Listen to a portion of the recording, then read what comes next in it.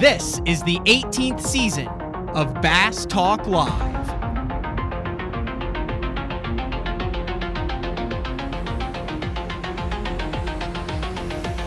With your host, Matt Pangrath. BTL is brought to you by Lowrance, Bass Cat Boats, AFCO, Strike King Lures, Sunline, Big Bite Baits, Spro, X-Zone Lures, Gamakatsu, The Bass Tank, Denali Rods, and Pro Guide Batteries. BTL, coming at you! Good morning and welcome to another exciting edition of BTL Bass Talk Live, where we are going to talk about bass fishing November 28th. So that means it is our first post-Thanksgiving Day show. Like I said, I squeezed in a couple of shows last week. Ben Milliken came on for a really good show, announcing that he is fishing all 9 of the Bassmaster Elite qualifiers. The EQs is what they're calling them. And then also kind of received confirmation that over 175 anglers signed up for the EQs, and then had John Sokup on last week also to talk about jumping up to the Bassmaster Elite Series. Got a really good show today. Friend of the show and Mark Jeffrey's favorite angler. He also made an appearance last week during the show. That would be none other than Sonar Miles Burghoff, who's going to come on. And I've had a couple of lengthy discussions with Miles over the past couple of months. I mentioned it briefly on the show. I wanted to get back into that today with Miles. I think it's some stuff that can really help you become a better angler, put you in the right state mentally, and then also a look into the mind of a professional angler who makes his living doing this, who has tough decisions to make. Been very successful for the past half decade, really, over on the FLW Tour and the MLF Pro Circuit, and Miles has some decisions to make moving forward, so we're going to talk about those decisions and his growing family, along with the move and all sorts of things that he has going on. So get into the mind of Miles Burghoff. Before we do that, it is Cyber Monday, and at BTL, there's a lot of sponsors of the show. It's the only thing that's able to make it happen, to where you can listen to it on iTunes, on your favorite podcast platform, on YouTube, free of charge, free of everything. You get a lot of information. It's a passion project, but it's also 100% how I make my living. If you follow the Bassmaster Opens, it's clearly not through tournament winnings. And it is Cyber Monday, which is a thing that, since the past 15 years, has become a lot bigger. So there's a couple of different things that I wanted to touch on before we got to Miles Burghoff. Now, this first one was it's a one-day only deal. It's today. If you're interested in some Big Bite stuff, the BFEs, anything over on Big Bite you can get, or you want to get a gift card for someone who enjoys Big Bite Bait products, a sponsor of the show, you can go to bigbitebaits.com, and today only for Cyber Monday, 30% off of gift cards, code CM30, CM30. So that is just for November 28th, but if you want to get if the way that works, if you want to get a $100 gift card, it only costs $70, and you get $100 worth of stuff. So that's really cool. Also, the Bass Tank has a lot of stuff still on Cyber Monday deals, a lot of stuff on sale over there. The Screen Cleaner Professional Series, John's talked a lot about that. Comes with the microfiber towel. I think it's still 25% off of clothing, all sorts of good stuff over on the Bass Tank. Probably one of the best one that's going on, and that, I believe, is also through December 2nd, would be 25% off all Pro Guide lithium batteries. I need to make sure I wrote that down. 1 second. Pro Guide batteries. I think that's right. So, 25% off all lithiums on ProGuideBatteries.com. I still need to pull that up, because we have a code for BTL that I always forget to mention. I put it on my Instagram. Yeah, 25% off all Pro Guide lithiums, November 25th through December 2nd. Online, ProGuideBatteries.com. So that is a heck of a deal if you're looking to upgrade to lithiums for the 2023 season. Also over on AFCO, Cyber Monday, that is just a one-day deal too. Free shipping on orders over $100. free gift. You get a free hat on orders over 150, and you also get a trucker hat and towel on orders over 300. And then they also have a bunch of you can get the Reaper sweatshirts. The sweatshirt that I like to wear there, the Reaper sweatshirt, is $49.99, and if you're a bigger guy, they have 2X and 3X available still. So that's a pretty good deal. And then finally, I mentioned on my Instagram, which is just at Matt Pangrak, and I actually pulled this one up, is Best on Tour is back for a third season, sponsoring me in the Elite qualifiers. And people have asked, hey, how can we support you in the Opens, follow you? One of the biggest things you can do is sign up for Best on Tour. Best on Tour, completely free, weekly newsletter that covers everything going on in the industry. And I'm going to be doing more with them next year with Dave Rush, who's kind of behind the scenes on that. He does a lot of the content on there. We're going to be doing a lot going into 2023 with BTL as kind of some industry wrap-ups at the end of every month for them. But right now, through December 2nd, I believe, you can sign up bestontour.net if you are not already signed up. Completely free newsletter. It goes directly to your inbox. They don't send you any other crap. They don't ask you for anything. It's just the top 10 things that are going on in the industry that week. And if you are a new subscriber between now and the next week, the beginning of December, you are entered to win a Best on Tour gear package. So hat, kind of the new retro shirt. I'm going to try to talk him into doing the new Cougar boat wrap, kind of like that retro shirt right there with that logo. I think that's a cool looking logo. So here, I'll show you. This is Best on Tour right here. Share screen. Literally, that's it. You just put in your name and email. That's all they ask you for. Goes directly to your inbox, and then there's like 10 things every week. So big help to the show, big help to me to go to bestontour.net and subscribe for that. So there's a bunch of other good deals. I know Strike King has some stuff, a bunch of tools and stuff on sale there. A bunch of other stuff that's on sale for Cyber Mondays, but part of the industry that I really don't push that stuff on a daily basis. So we got 8 minutes into it, and if you have any other questions, feel free to shoot me a DM. I put a lot of those up on my personal Instagram page. Something else we're working for. I've been working on the studio a lot, getting the studio ready at my home in Shawnee, Oklahoma, to make that move in January. And accompanying that will be a lot of social media expansions and things that we'll be improving. So, all right, let's get to today's guest. He's good. He's been good. And the question is, where are you going to be good next year? That would be none other than Miles Sonar Burghoff, I'm assuming from your shop in Tennessee. That's right. You want a tour? Yeah. Let's do a little tour there. Okay. So first off, you're going to see the bait wall, the Z-Man Elastec bait wall. Then we got the boat over here. We got all the fishing gear in the corner. All the boat stuff over there, and it's kind of a mess right now, I'll be honest, because we took up a new hobby this year, and I am surprised at how addictive it is. Everybody told me it would be hunting, so I've started hunting last year, and so I've got it set up. Deer season, rifle season opened up I think 2 weekends ago, or was it last weekend or something like that. And so we already got a deer, and we actually processed it ourselves. So we got like this chain hoist in the middle of the garage right now. But we've got a bunch of hunting stuff just kind of strewn all over the place. And I haven't been on the water since hunting season opened, and I didn't think that was possible. Everybody said that hunting would totally, overtake your fishing drive during the fall. And let me tell you, they're right. So you had a deer hung up in the middle of your garage on that chain? I did, right on this chain thing. And then is that the first deer you processed? Like, did you have someone help you? Or did you YouTube the processing process? Yeah, I literally just turned off the video that I was watching to help kind of walk me through the process. So I've actually had friends in Alaska when I was up there.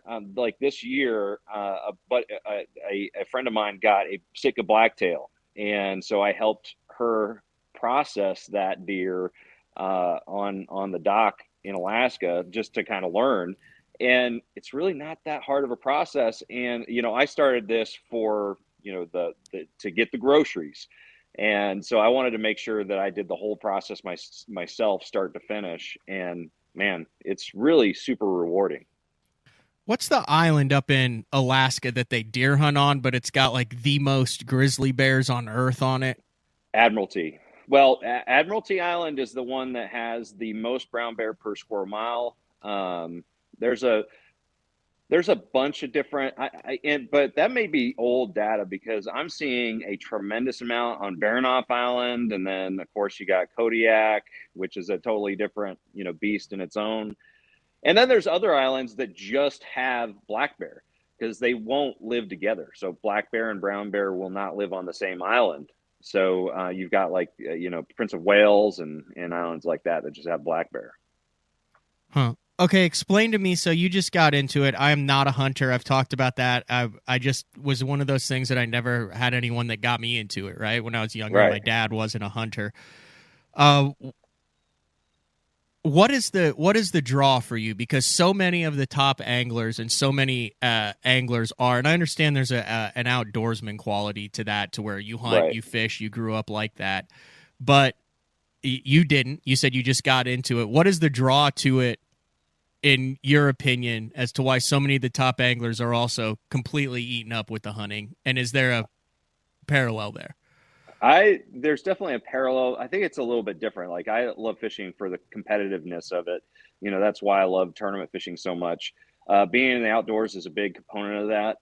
For me, when it came to hunting, is I was always around. When I room with friends, go on tour, they would talk about hunting, and at some point I'm like, man, maybe I should start hunting, so I actually have something to it, to add to this conversation. And they'd always bring these great wild game meat to the table when we roomed together. And I was like, man, and it just the reason I got started into hunting was because I wanted a better connection with the food that I eat. And so it just made sense to me to start hunting. And I'm like you, man, I don't have anybody in my family that was a hunter at all. I think my dad told me that my grandfather or something, he shot one deer and never did it again. But for me, it totally unlocked. I don't know if it's this, like, you unlock this like primal part of yourself, or what it is. But man, when you take that first shot, and I got to give a shout out to my buddy Rob Jordan, who used to fish the pro circuit. I know that name. Yeah, and he took me out on my property, and the first day we went out, I shot my first deer, and ever since then, I've just been absolutely, just locked in for life. It's an amazing deal, and the first deer I got, I sent to the processor, and paid the $125 or whatever it was to get it processed.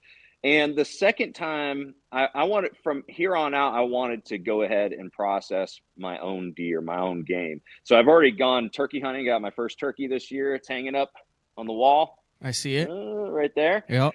And went duck hunting with some friends, and it's been an amazing process. So I would highly recommend it for anybody that wants a better connection to the food that they eat, that they put on the table. That's it for me. I don't want to make it into strictly a trophy, game endeavor. I want it to be for the table first. So I want to give it kind of the respect that it deserves by processing it myself, and giving that experience to my family, and putting that food on the table. Did you say your first deer you killed off of your own property? Dude, it's so cool. Yeah, we've got a ton of deer, not a whole lot of big bucks. We've got a bunch of does, and so I shot it right at the base of my 17 acres, man. And same thing with this one I just processed the other day, the day before Thanksgiving. And that turkey. And that was turkey off your too. Property too. Yeah. That had to be cool. I don't think there's very many people who can say that the first game that they harvested was off of their own property. Super cool. I mean, again, it's not like a trophy. location, but it's a good location. Maybe take a couple deer a year and maybe one turkey, depending on, how many toms are running around in the spring. But, Tennessee is just so full of wild game like turkey and deer. Everywhere I would go fishing now, especially this time of year, I'm just my eyes are just looking at the shoreline, like up these bluffs and stuff. I'm looking for deer and turkey. It's amazing. All right, you want to switch this thing to fishing? Let's switch it to fishing. I've been doing this a while now. I feel confident in being able to say that I've been doing this a while now. You have. And just covering it, just kind of in the industry. Right. And the 2018-19 off season was pretty Western. The split with that will go down in the history books, and I'm sure in hindsight if the industry's big enough, you'll see documentaries and books and all sorts of crazy stuff about what happened, down the road during that off season. To some extent, I feel like this has been a crazy off season too, not maybe necessarily at the same magnitude, but impacting more anglers. Is that a fair assessment, Miles? And then we'll dive into this topic. 100%. It changed a lot this year, and oddly for me, and we'll dive into it in a little bit, like you said. But it wasn't for me. It wasn't that big of a difference, as far as what has happened to kind of factor into the decisions that I've made. But it has definitely, the landscape of tournament fishing has drastically changed over the last 4 years. But this year definitely was a major transition for a lot of people, for a lot of anglers. It has not been announced yet. I did get clearance to say that over 175 anglers are signed up for the EQs. Bassmaster made a massive, and I think kind of a ballsy change to say, hey, in order to qualify for next year's Elite Series, you have to fish all 9. Then you had the NPFL that had over 100 anglers and seemed to be rolling. And they said, hey, we're going to bring a championship back, and we're going to make entry fees $6,000 now. Ooh. And then you had Major League Fishing that said, we're going to bring in, and I think my numbers are right, $750,000 in entry fees, and we're going to pay back $650,000. We're going to cut the championship, and we're going to turn the FLW Tour / Pro Circuit into the Invitationals. And like Marty Stone said when we had him on the show, treat it more of a qualifying league for the BPT, where the winners of the Invitationals get a spot into Redcrest, and the Forest Wood Cup title is it's gone. So you had changes in all 3 of these, which it's hard for me to process the fact that they're now treating the Invitationals as qualifiers, which I understand that they are for the BPT, but for so many years, you included, made a great living at the top level. The FLW Tour, the Pro Circuit, was the top level of fishing, and the anglers there are the top caliber anglers that paid a $5,000 entry fee and $100,000. But just a little bit of the landscape. And you were one of those guys who opted to make a move to all 9 of the Bassmaster Opens. That's right. Yeah, that was my decision this year. And actually, oddly enough, I had not caught wind. I knew I kind of had a gut feeling that changes were going to happen. And obviously the Pro Circuit was the one on the chopping block. And I get it, MLF bought FLW and they did it so they could have some kind of qualifying structure. And so at a certain level, it didn't make sense to have 2 major tours, but it stinks because we were, like you said, at the top level when I made the FLW Tour in 2019 and, made the Cup, fished the Cup. I thought I had made it, to the top level. And ever since, it's definitely changed. It's kind of been little things have been chipping away at it. And then, so I kind of saw the writing on the wall. So around when they introduced the EQ before ICAST, at ICAST is when I made the decision to go ahead and move over to the Opens and fish in the EQ. But it was I kind of had a feeling things would be changing in the future. Does it surprise you to hear that there's 175 signed up for it? I believe there were 88 that did it, and then the year before there were 40 or 50 that did it. It's a full-on tour now, Miles. That's what it is. It's a full-on 175 boat tour. Yeah, for sure. Yeah, if you had asked me that before, when they first announced it, I'd be like, yeah, absolutely, there might be 200. And then over the months, I was like, man, that number is probably between 125 and 150, because I was starting to talk to a lot of friends who were going to stay with the invitationals, or a lot of guys aren't going to fish the opens next year.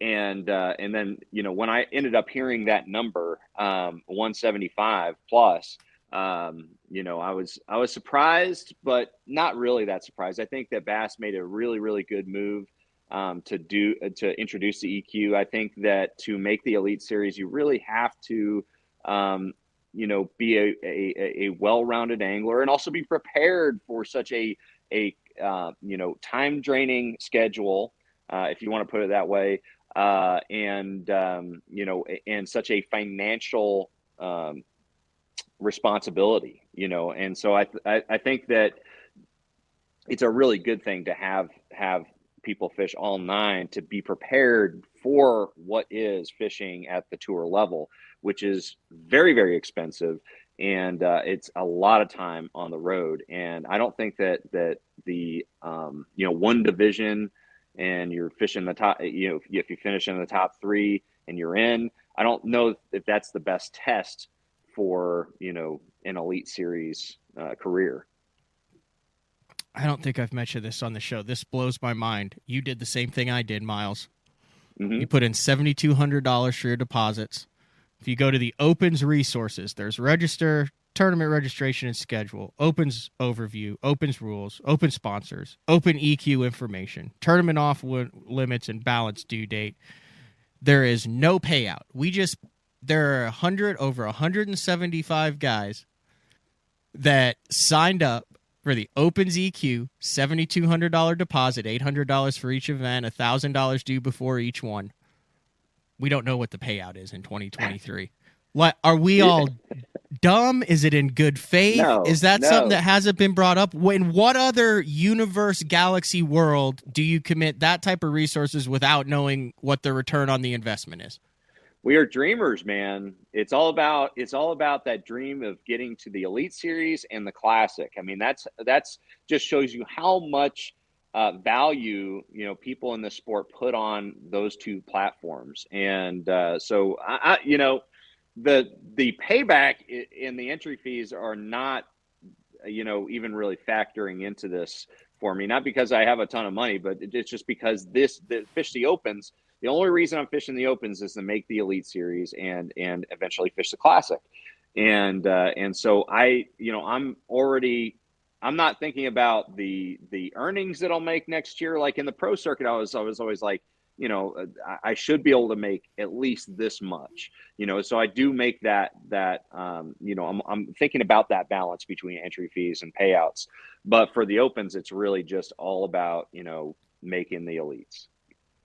It blew my mind because I was in the same position, but then I sit there and I'm like, why have we not gotten this yet? Because here's my thoughts on it.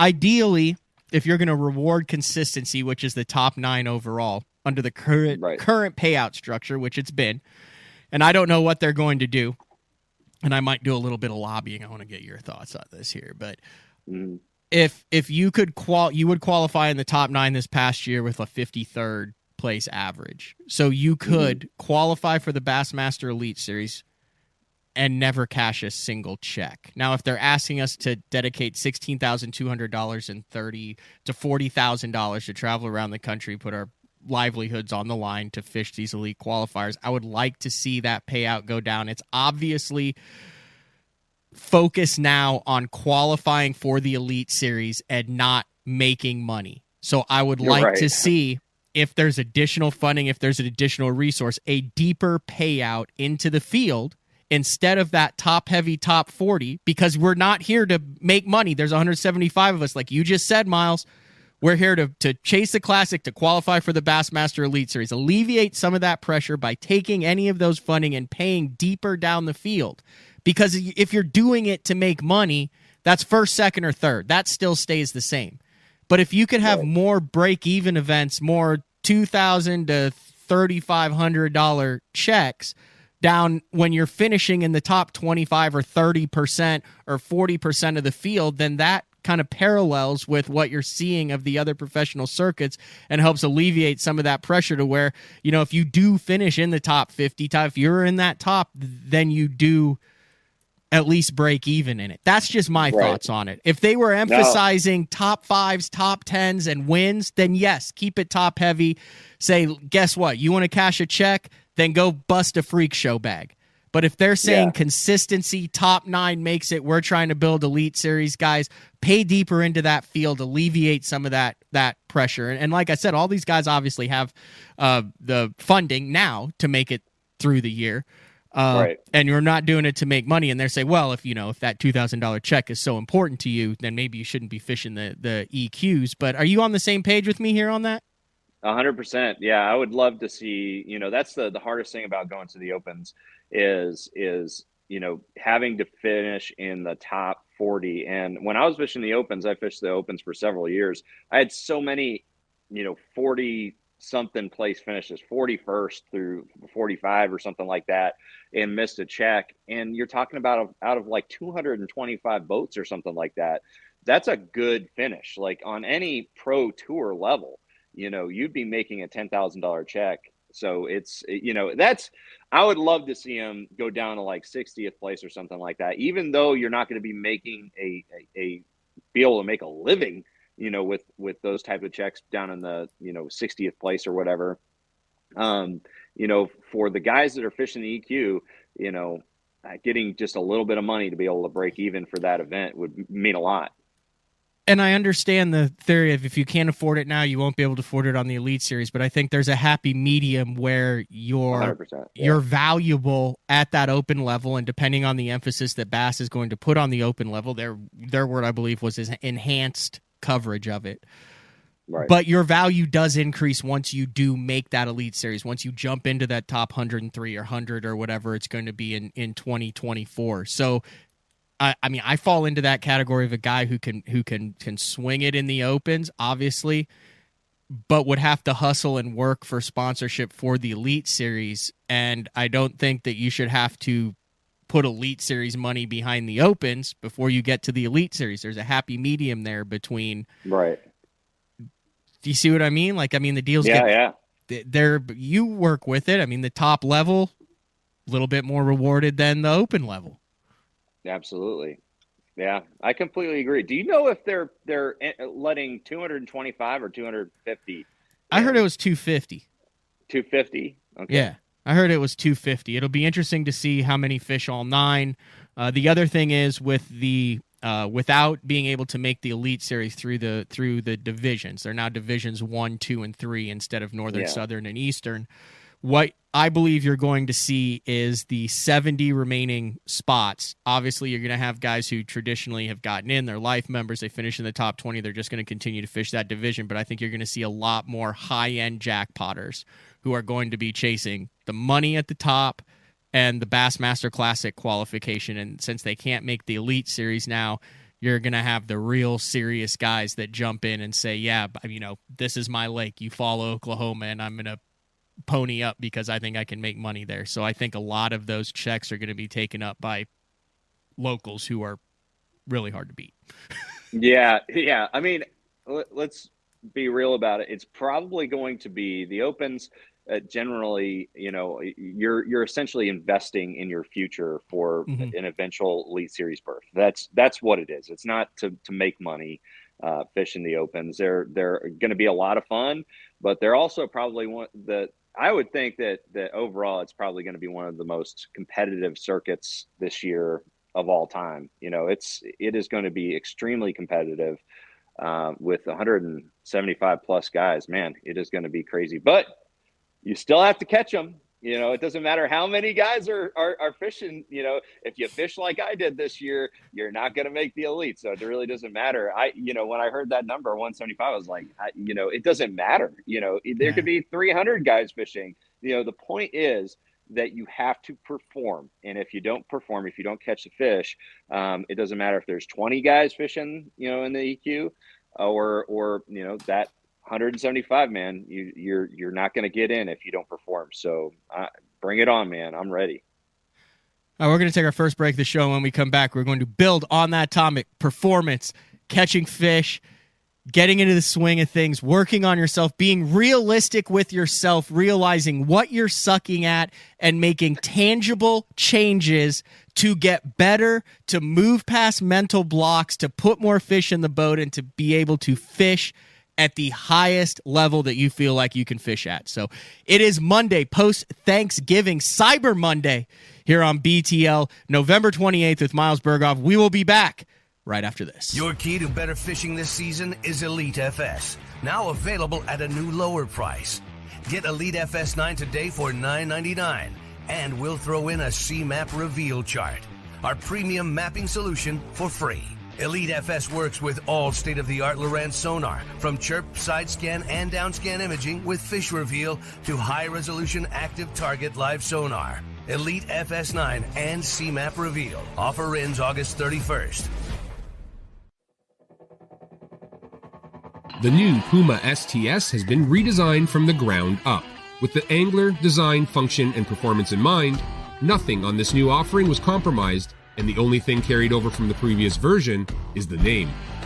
Based on the Soft Touch series hull that started with the flagship Jaguar, this new model is nimble and performs incredibly well at all speeds with either a 250 or 300 horsepower engine. Featuring a new 96-inch wide-body footprint, this hull measures out at 20 foot 7 inches in length. Industry-leading design coupled with tournament-winning performance. The Puma STS from Basscat. Feel the rush.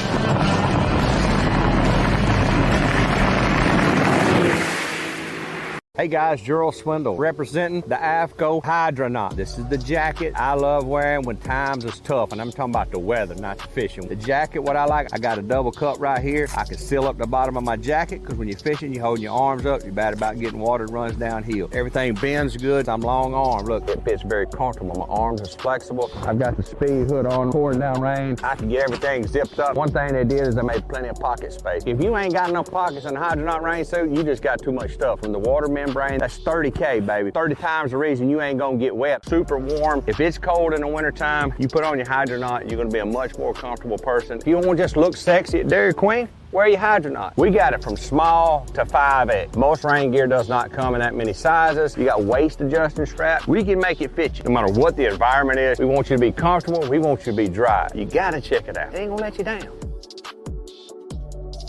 The KVD 100 jerkbait.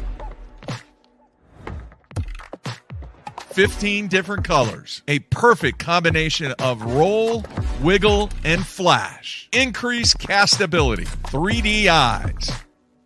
Premium black nickel hooks. KVD. Tie one on. Striking lures. Get the best patterns backed by tournament data. Start by finding the best 10% of your lake. Know exactly what to look for and what to throw. After that, just put them in the boat. Try the Deep Dive app today. Look at that beast right there.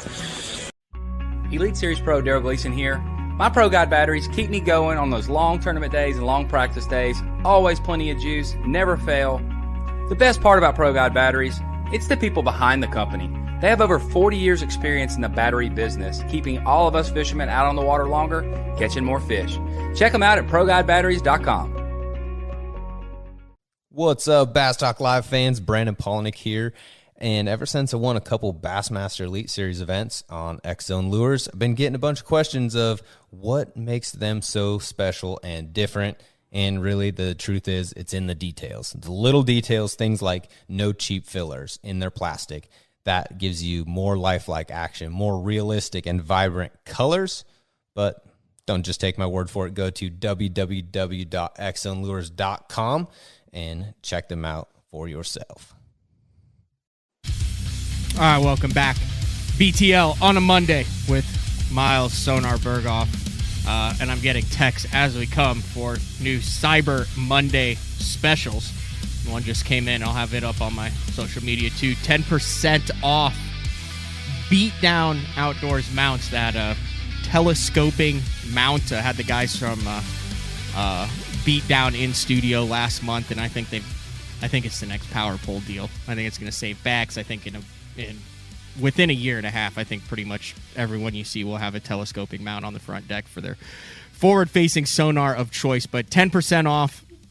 The code is capital BD10CMS if you want Beatdown Outdoors. It's a one-day only deal too. So if you are looking to make a quick investment in graph mounts, have you ever seen those telescoping ones? I think that's going to be the future, whether it's Beatdown or what. I don't know how that works, but like PowerPole got the market quarter on that. That's the next thing, I think, Miles. Graphs that raise up to you so you don't have to go down to the graph to see the wonderful underwater world in front of you. Yeah, I that got me thinking when you mentioned that. I hadn't heard of that, but I've seen like the really tall ones for crappie fishermen that are pretty much in their face. The only thing that I'd be concerned with is hitting that thing. It doesn't mess with you. Right. If it's right there in front of you, you don't really hit it. Like, you would hit the trolling motor, or if you're fishing from the back of the boat, you hit the power poles all the time. It's shockingly unobtrusive. That might need to be their tagline. Shockingly unobtrusive. It's like the guy who stands next to you, like when you're slinging a crankbait in a team tournament or an A-rig, where's the safest place to be? Right next to the guy. Right. On the front deck. Otherwise, you're wearing it like a bull ring. Yeah, it would be nice to not be like constantly leaning over and squinting. Everybody's going to have hunchbacks. It is. Have you ever just gotten absolutely drilled with a plug or a bait, like in a backswing with a partner that just, like at the absolute worst? You have experienced that? Oh yeah, I had a guy on Okeechobee. I told him we were going to be. This was fishing like the Everstarts back when. I think it was actually they were Rayovacs at that point, but. I was fishing on Okeechobee, and I told him we were going to be punching mats, and he brought a rod with like 17-pound fluorocarbon, and the poor guy got stuck in a reed at the end of the day, and he was pulling back, and it just went so taut, and I knew what was coming, and it came back. He had like a 3/8 ounce weight. It hit him so hard that it split his glasses in two, and he had like this big knot. So the hook and the weight hit him, and so the weight put a big knot. The hook must have broke the glasses or something. He was bleeding all over the place. Man, it was rough. That was the worst I've ever seen. It was like a 22 getting shot at him. Not quite, but that's what it sounded like. College national championship on Louisville. I was fishing with Jordan Nichols, who now runs Nichols Marine. It's like one of the biggest marine dealerships in the country now.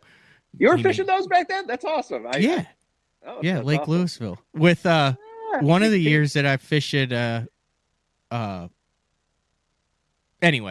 long story short, it was really tough on Louisville because they put everyone on Louisville, which is not a fantastic lake for a ton of boats.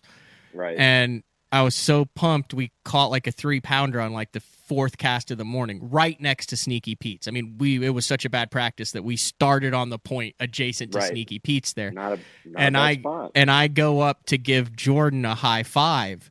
And he didn't know that I was coming up on the front deck to give him a high five. And I got an Excalibur spitting image windmilled into my eardrum.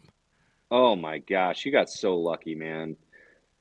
I mean, that's one thing. Everybody's on here. Wear your eye protection. I mean it. I'm not kidding. This is not going to be a sponsor plug. Wear your eye protection on the water. It's so important. I mean, I got in Alaska. I've seen injuries up there that are pretty bad.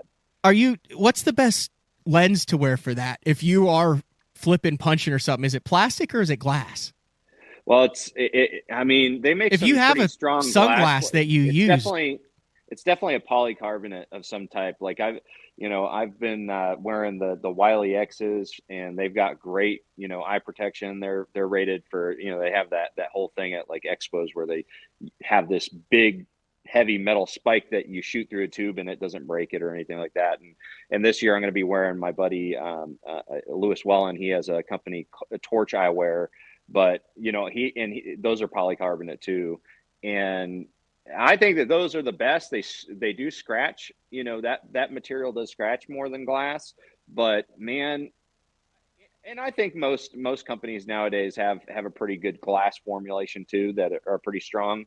But eyewear is so important. I know that was kind of a side thing, but I think that that's super important. I see a lot of people without sunglasses, and man, you just do not want to lose an eye. No, that's a great point. I ended up with one of the chug bug hooks through the top of the earlobe, past the barb in the scalp, so it was pinned, and then the front swung around and went into the ear canal past the barb. And of course, it didn't hurt at all. It just went completely numb. Like, it's like, I mean, I've never gotten like in a bar fight, but when you get punched in hockey or hit with a puck, it just goes numb. Like you don't feel anything. And I just look, and Jordan's got the look on his face, and I'm like, it's not good, is it? And he's like, no.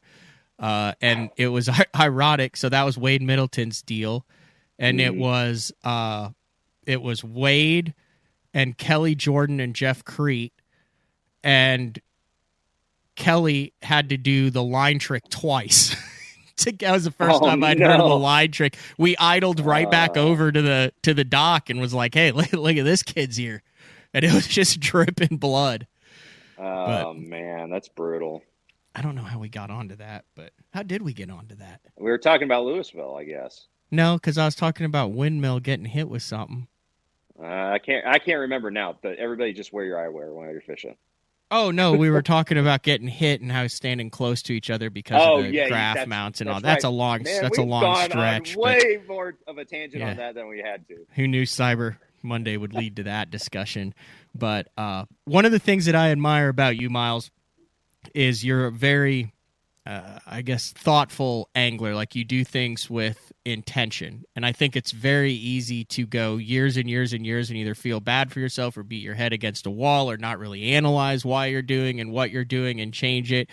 The key word, Ben Milliken actually mentioned, intentional practice, productive practice. It doesn't matter how much time you're spending on the water or hitting a golf ball or a baseball if you're not doing it properly and trying to get better. And through my discussions with you this year, I've become more aware of intentional practice and working on improvement, and that's something that I think you do very well at and have done very well at.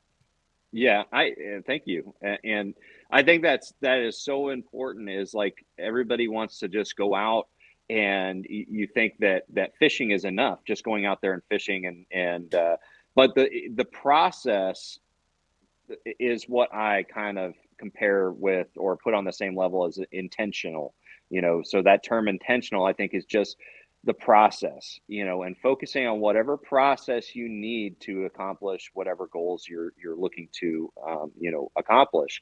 And, like we had a conversation about, the fish landing and I went through a period where I lost so many fish. It was ridiculous. I'm not kidding, hundreds of thousands of dollars. I mean, and that's not overstating it at all. I lost the TBF National Championship and the Living the Dream package back in 2012 or 11 by 4 ounces. In the second day, I brought in 4 fish and had like 15 keepers on the line, so it's like, and so I've gone through that same kind of, that same thing that you kind of went through, that you were talking about on the show, losing fish, and then going out with the intention to change that outcome and to change your mindset and to prepare you for that next, a big fish on the line and getting that thing in the boat, is much more important than going out there fishing and then hoping that it all comes together when you're under pressure. It's so important to think about what your goals are and to approach fishing in a way that is going to get you to that end goal, the end game. So you talked to me on the way to Hartwell. Yeah. And I mentioned this on the show too, but one of those things you talked about was I was struggling with, I was like, I must be doing something different because it's same rod, same line, same hook that for the last 2 years has been 95% is suddenly 75%. So it's not the equipment, right? I've already established this and I have confidence in the equipment. It's not like I'm experimenting with things. And what you told me really helped, which was to treat it kind of like a game day during practice. And Hartwell's one you can do that because you get a lot of bites, but I legitimately think I top 10 because of that conversation with you. Yeah. I went, like I said, man, I went through the same thing. So for like half a year, what broke my cycle of lost fish in that example, because I had another, missed fish thing with topwater, and I trained myself for that. And I'll mention that in a second. But as far as like losing fish, the only thing that helped was for me to go out every single day, and every single fish mattered. Even if it was a dink that wouldn't keep in a tournament, I fought that fish. I went through the whole process of fighting that fish to the boat to make sure that I got it in the boat. And my awareness, my situational awareness during fighting a fish got so keen that I just stopped losing fish to you're never going to get rid of lost fish. That's just part of the sport. You can't control how a fish eats it, where they get hooked a lot of times. And so you're always going to lose some fish, but your job as a professional is to limit those situations where you lose those fish that you should have been able to get in the boat. And so, again, going out there with the intent to relearn how to fight fish was super important. The same thing with topwater, man.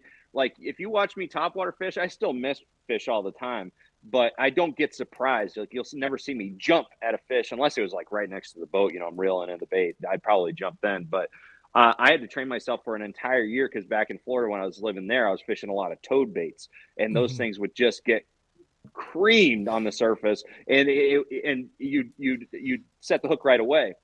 So I went through a whole year where I went out there with the intention that every single cast I was going to expect a bite, and so I never got surprised. And even to this day, it has stuck with me to where if I get a topwater strike, I don't react to it. I still miss fish sometimes because sometimes they just don't get it, but I don't immediately react. So my hooking percentage went way up. So it's all about figuring out what your weaknesses are and then working on those. And that's kind of what this year was really good for, in general, because I learned a lot this year. This was my worst year ever. I mean, you look at the stats, 2022 was a terrible, terrible year, but by the same respect, I'm also actually kind of thankful at this point because I'm making a big change to go over to the Opens to make the Elite Series. And with that change, you have to be at your peak level of consistency.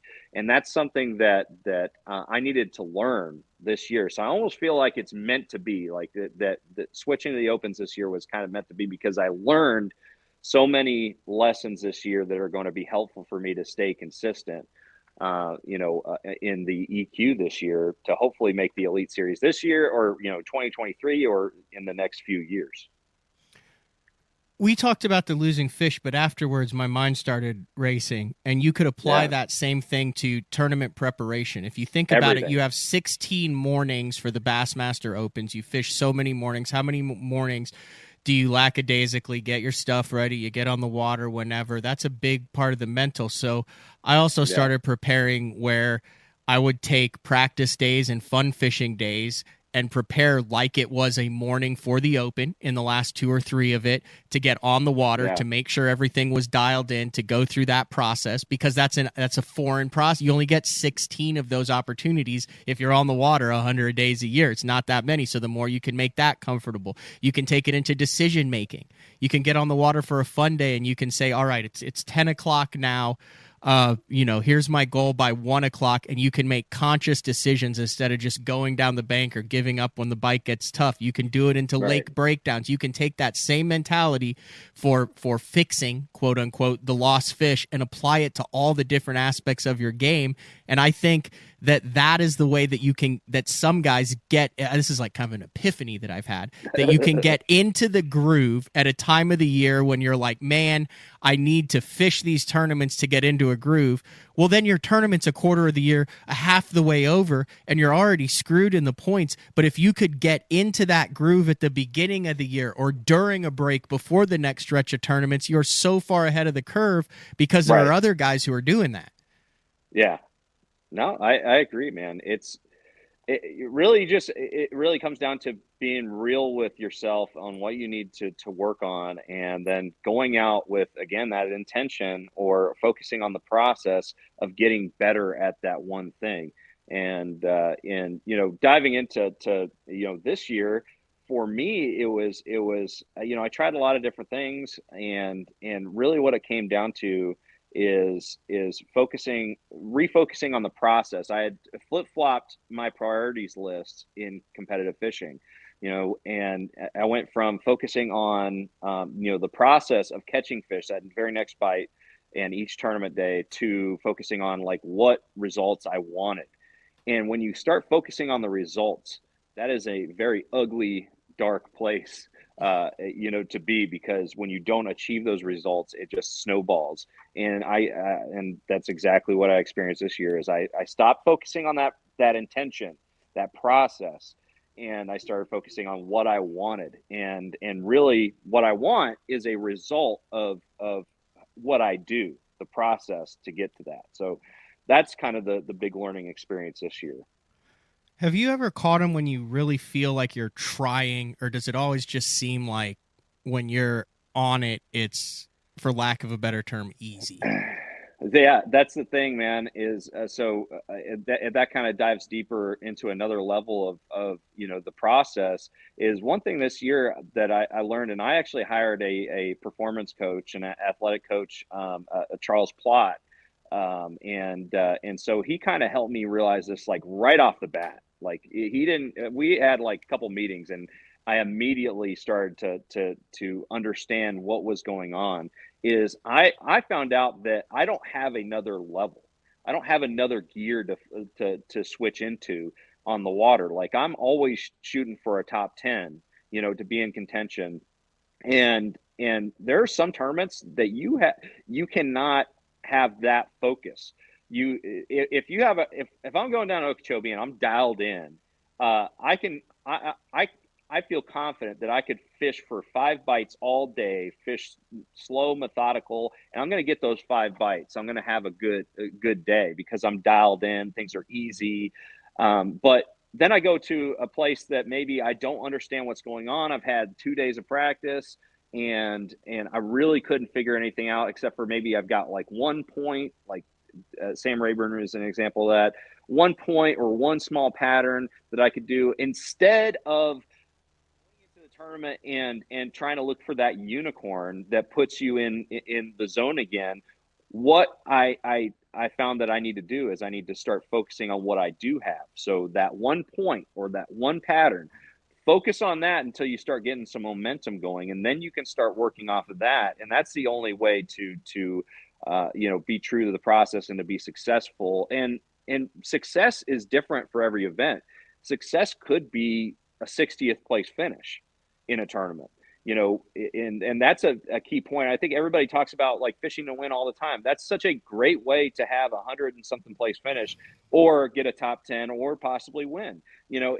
But to stay consistent, you need to recognize when things are going your way, and when you need to step back, kind of dial it back, and keep it simple, and start focusing on what you do well. Because let me tell you, a lot of the times that I've done that, where I'm like, okay, I need to dial it back to where I'm doing something that may not be a good like deal to make a top 10, but I think I'm going to have an okay tournament and get a check. Those have turned into something that I've actually had, like Grand Lake, my first season. I had my first area on Grand Lake. I ended up getting like 14 pounds, and then in the rest of practice, so 2.5 days, I never got a single bite. So I went back and just focused on what I did have, and ended up getting a top 3 finish.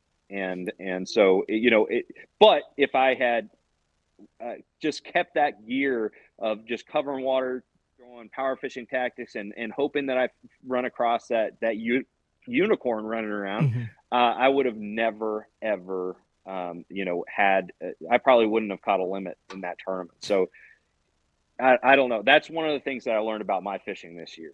Yeah.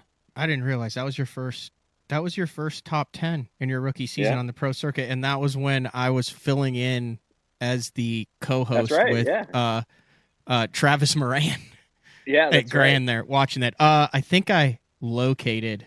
Is this who you're talking about?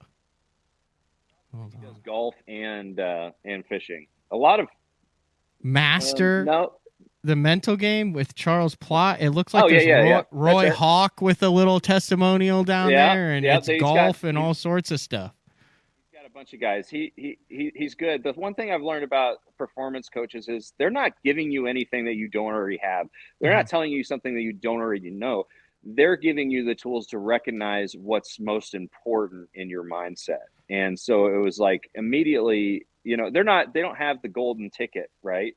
But they're giving you access to figuring that out for you.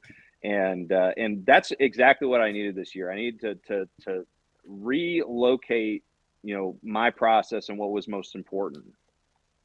This is the thing that screws me up, Miles. The more you talk about it, then the more you think about it, and the more you think about it, the more mechanical you come. So then for me, it becomes almost counterintuitive on the water, because I do the BTL show and I talk about the metal game and I talk about how you're supposed to be doing it. And it's almost like, don't think about pink elephants. My mom's an English teacher, did public speaking courses. And she's always like, it's like the last thing, if you tell someone don't think about pink elephants, what are they going to think about? The first thing you think about is pink elephants, right? Right. So it's this weird counter deal. So are you going to focus on it to bring it up to try to not be able to think about it? Or then are you going to think about it and then it's going to screw you up because I'm never thinking about it when I'm being successful and it just happens? It's this crazy mesh of awareness and instincts and intuitiveness that has to come together for it to all work.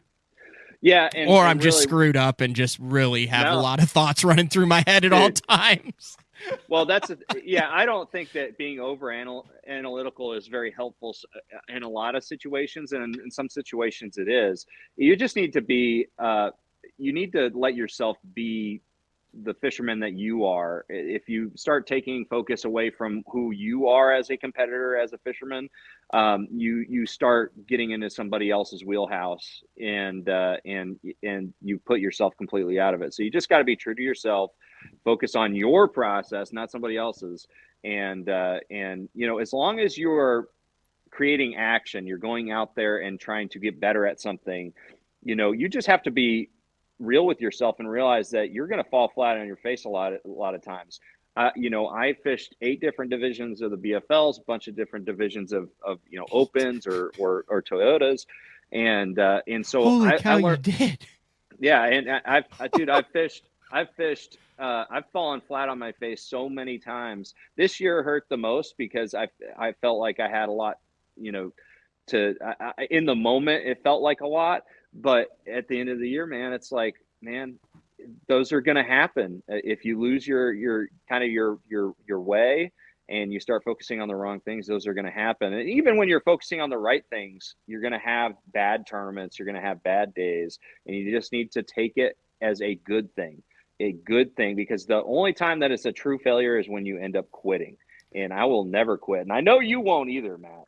No, you're a warrior too. Yeah, this is applicable though. Like, I mean, we're talking about the opens and pro circuits. This is applicable on co-angler level, BFL level, club level. It's whatever level you want to apply it to. Exactly. Yeah. It applies to everything in life. The things that you want the most are the hardest to attain sometimes, and you just have to work hard and take the lumps when they come and move forward.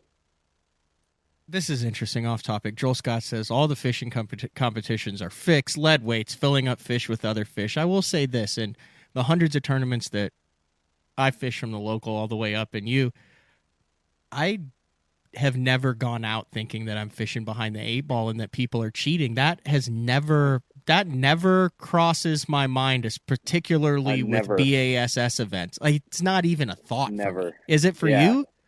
Not in the least. And I don't think about who I'm fishing against. Like, it always bothers me when people are like, "Oh man, you're fishing against this guy on this lake." I'm like, dude, just focus on your game. I mean, I think that if you start focusing on the other possibilities, you're taking yourself away from what you need to do.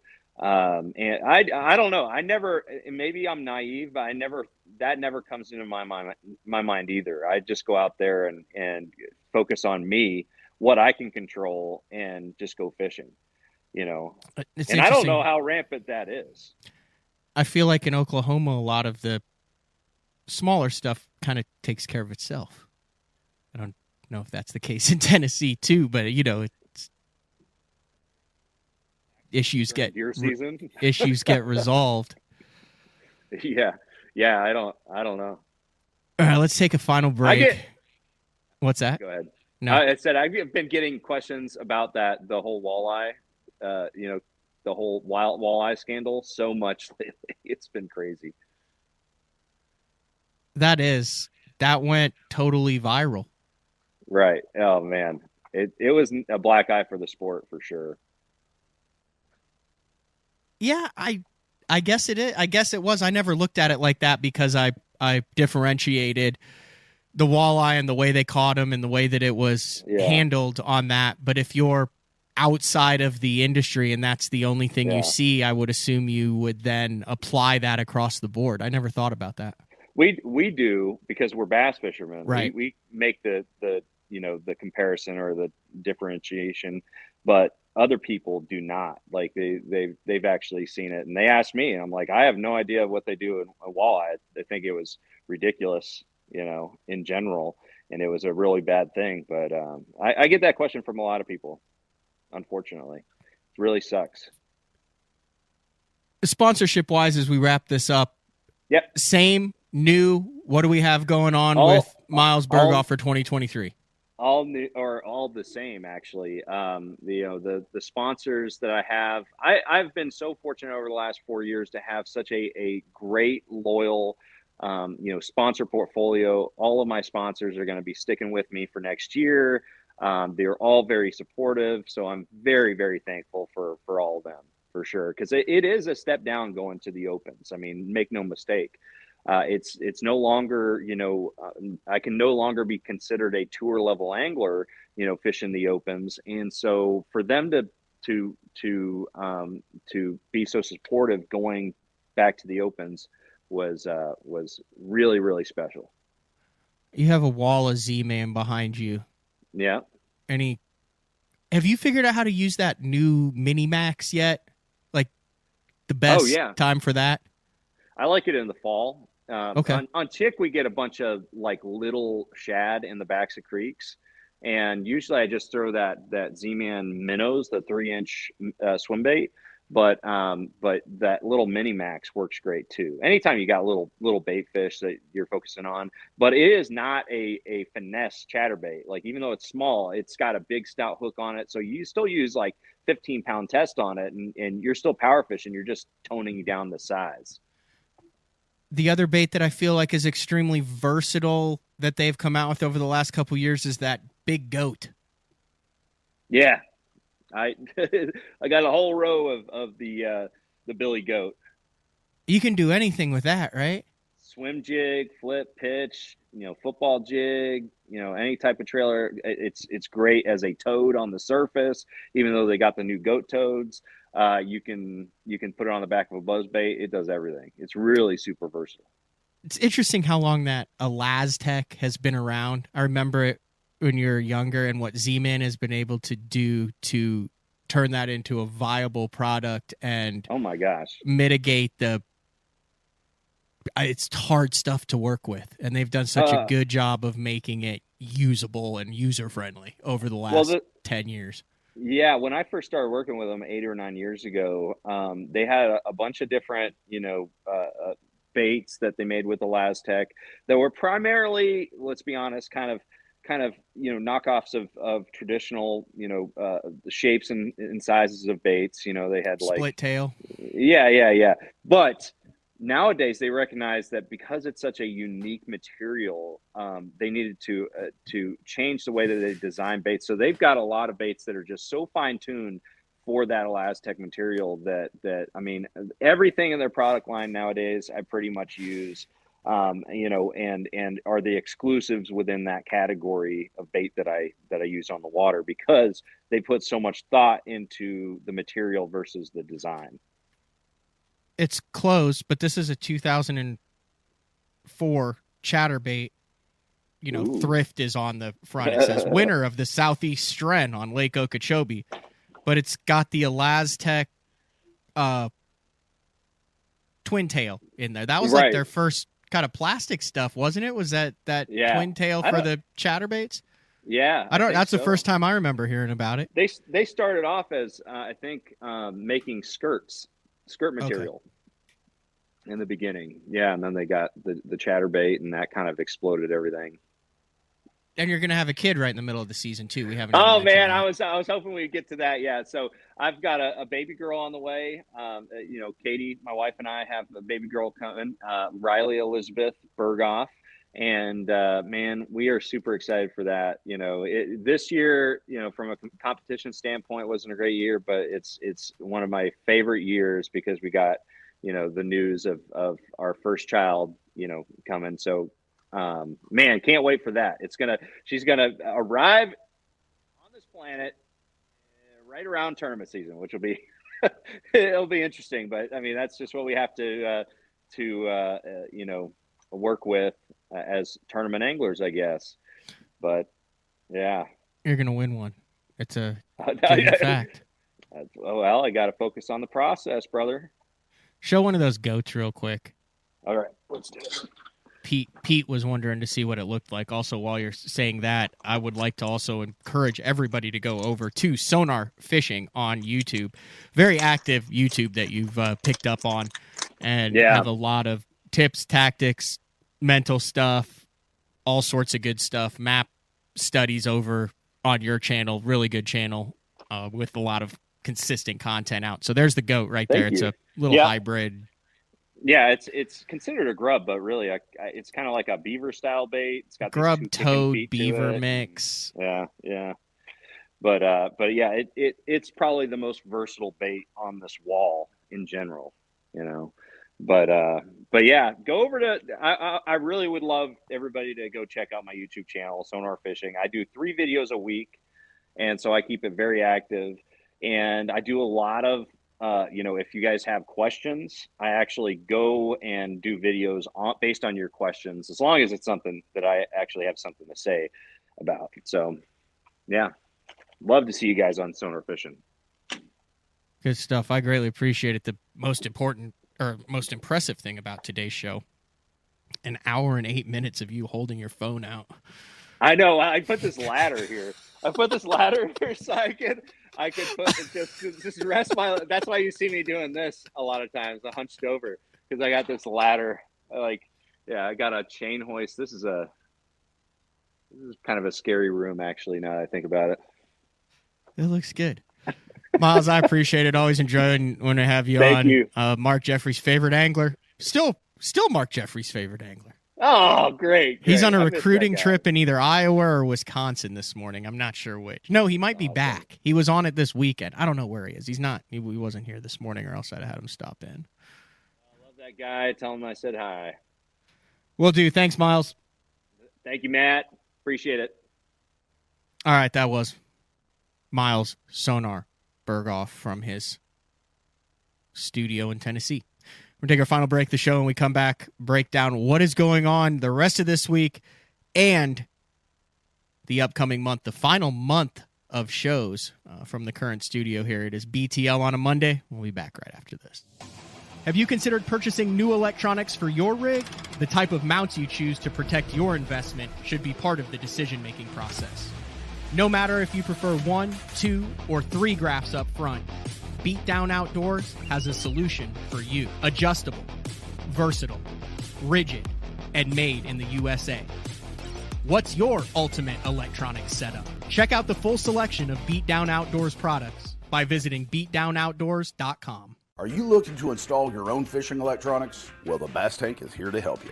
The solution is the Bass Tank Power Harness. It takes the guesswork out of installation. No more voltage issues or interference. Designed by an engineer so that you can get professional results right there in your own garage. Installation done right with the help of the Bass Tank Power Harness. You can feel confident knowing that your installation was done right. The Bass Tank Power Harness. Give us a call or order yours today at thebasstank.com. Vibrating jigs are a great choice for any time of year, and the Kamikaze Swim-On is a perfect match for any vibrating jig. Two sizes and the unique tail design gives it a bait fish profile and a great swimming action for realism. There are 17 colors. See them all at bigbitebaits.com. The Spro Little John crankbait has been around for almost 15 years, and it is one of my go-to crankbaits whenever I need a fish in the boat, so you can never have enough new colors. That's why Spro's coming out with a handful of new colors, including Pearl Shad, which has this bleached out white look, but it's got this pearlescent, really, really pretty. We've got Copper Shad, which looks amazing in the water. It's got that purple flake on the back, really, really pops in the water. And then if you want some real pop, we've got Sparkle Shad, nothing but sparkles all over this thing. And then last but not least, we've got the matte Sexy Shad, just a really different looking color for a crankbait. So you want to give them a little different look. That matte Sexy Shad is definitely the one to go with. All these colors are available in the original Little John and the MD. Combining one of the most popular hook styles with Gamakatsu's beefier Superline offering, the Gamakatsu Superline Offset Round Bend delivers the strength necessary to target big fish in heavy cover. Well suited for braided line and heavier fluorocarbon, the Gamakatsu Superline Offset Round Bend is built using stronger Superline wire that allows anglers to easily fish a finesse worm around heavy cover. The round bend offers a larger bite area, perfect for any worm presentation, while increasing your hookup ratios.